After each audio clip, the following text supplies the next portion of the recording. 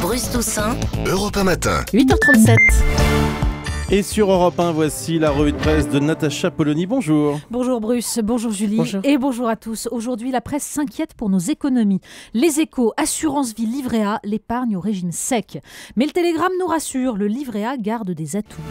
Mais la presse s'inquiète aussi pour la situation au Mali. Oui, c'est la quasi-totalité des unes en fait. Sud-Ouest, Mali, c'est plus rude que prévu. Et bien sûr, cette question lancinante, le Dauphiné libéré, faut-il avoir peur ? Alors sur la légitimité de l'opération et le choix de François Hollande, peu de réserve. Les Échos rappellent aux cyniques de service que la France n'a aucun intérêt économique au Mali qui pourrait révéler des appétits sordides. Mais la France est seule. Les Échos soulignent l'absence totale de l'Europe et notamment de la fantomatique Madame Ashton, malgré un soutien de façade. Jacques Camus dans La Montagne résume « Il est bien que tout le monde soit derrière nous, mais pas trop loin quand même ». De nombreux journaux, surtout ce matin, reviennent sur l'attitude ambiguë de l'Algérie. Dans Libération, des extraits de la presse algérienne qui ironisent sur le nom de code de l'opération, Serval. Ouais. Ce petit félin africain qui a la particularité d'uriner 30 fois par heure pour marquer son territoire. Bref, la France serait un affreux pays néocolonialiste. Donc, dans le Figaro, Isabelle Lasserre et Thierry Oberlé dressent un parallèle entre le Pakistan, allié des États-Unis, en même temps qu'il armait et abritait les talibans en Afghanistan, Ouais. et cette Algérie qui soutient officiellement l'intervention, mais qui laisse passer sur sa frontière armes et ravitaillements. La même Isabelle Lasserre nous livre également une analyse très intéressante sur l'état des forces françaises en Afrique, où l'on apprend que les bases qui ont servi de point de départ à l'opération étaient condamnées à la disparition par le livre blanc sur la défense de 2008. Nicolas Sarkozy avait décidé que l'avenir, c'était le Moyen-Orient, et qu'il fallait, comme les États-Unis, une base à Abu Dhabi, un visionnaire. Heureusement pour nous, certains pays africains ont protesté et empêché les fermetures. Quant à François Hollande, il proclamait à son arrivée que la France n'avait plus vocation à agir seule.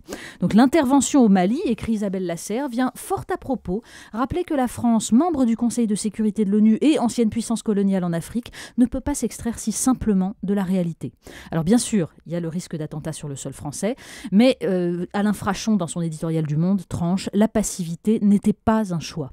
Parce que laisser le Mali devenir une base d'accueil pour islamistes en formation, est-ce que c'était mieux ? Et puis, rappelons-nous, Mohamed Merah n'a pas attendu le prétexte d'une intervention au Mali pour tuer des soldats et des enfants. Dans l'actualité également, il y a les suites de la manif pour tous. Oui, beaucoup d'articles, mais moi j'ai surtout noté une brève dans Aujourd'hui en France. On y apprend que les élus PS d'Alsace demandent des comptes au conseil régional UMP à propos des banderoles que portaient, vous savez, les jeunes filles habillées en Marianne pendant la manif et qui étaient identifiées à chaque région. Ouais. Usage abusif de la marque Alsace. Oui, parce que c'est une marque, c'est plus le nom d'une région. Alors là, je tremble, j'espère qu'ils ne vont pas me réclamer de payer des droits sur la revue de presse parce que j'ai cité la marque. Alors on a beaucoup parlé de l'Espagne à propos de cette manifestation puisque le mariage pour tous a été institué en Espagne il y a déjà un petit moment maintenant. Mais l'Espagne est aussi dans l'actualité mais pour des raisons économiques. Oui, on apprend dans un article de La Croix que l'Espagne cherche un moyen de sauver son marché immobilier. 900 000 logements vacants après l'éclatement de la bulle immobilière. Donc l'idée, ce serait d'octroyer un permis de résidence temporaire aux étrangers qui n'appartiennent pas à l'Union européenne s'ils achètent un logement de plus de 160 000 euros. Alors ça fait gros appel du pied aux Russes et aux Chinois qui auraient de l'argent à dépenser. Notez que nous, on le fait déjà à Paris, on vend tout au Qatar. Mais là, on doute quand même que les Russes et les Chinois aient envie d'acheter un appartement dans une de ces villes nouvelles qui, savez, qui sont sorties de terre comme des champignons. Alors loin de la mer, loin de tout lieu touristique et de tout centre économique. Donc au mieux, ils risquent de faire remonter les prix sur la côte. Toute autre chose à présent, ça concerne la mode, tiens. Mais oui, et là on s'aperçoit que c'est pas la crise pour tout le monde. Le journal Le Monde, dans son supplément Éco et Entreprise, nous apprend que l'industrie du luxe vise désormais les hommes. Ces messieurs rêvent de costumes sur mesure, alors pour une bagatelle de 2 000 euros au moins.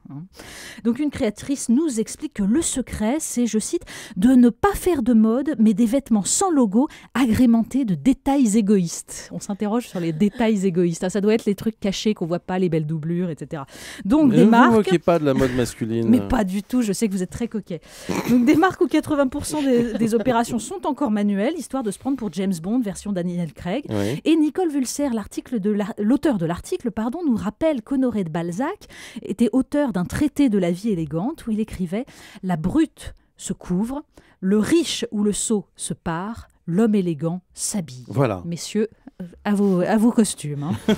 Le clin d'œil du jour. Eh bien, le magazine Les Années Laser, spécialisé dans les infos high-tech et DVD, consacre un article au nom de code dont les producteurs Vous lisez Les Années Laser Oui, de temps en temps. Il faut de tout.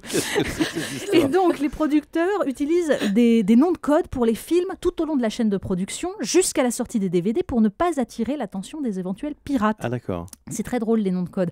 Alors, il y a ceux qui font facile, qui se contentent des initiales. TDKR pour The Dark Knight Rises, vous aurez noté l'accent. Excellent. Ellipsis, c'était pour Casino Royale, parce que c'est le code utilisé par les méchants dans le film. Mais là où ça devient subtil, c'est quand un film est baptisé Chocolate Fish. Vous savez ce que c'était ? Le Seigneur des Anneaux.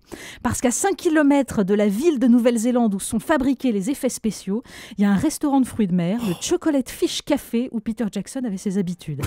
Alors moi je dis que pour éviter les sarcasmes de la presse algérienne sur le Serval, on aurait pu trouver autre chose comme nom de code, un flamby ou moelleux au chocolat, puisqu'il paraît que François Hollande adore ça. Merci beaucoup Natacha Polony.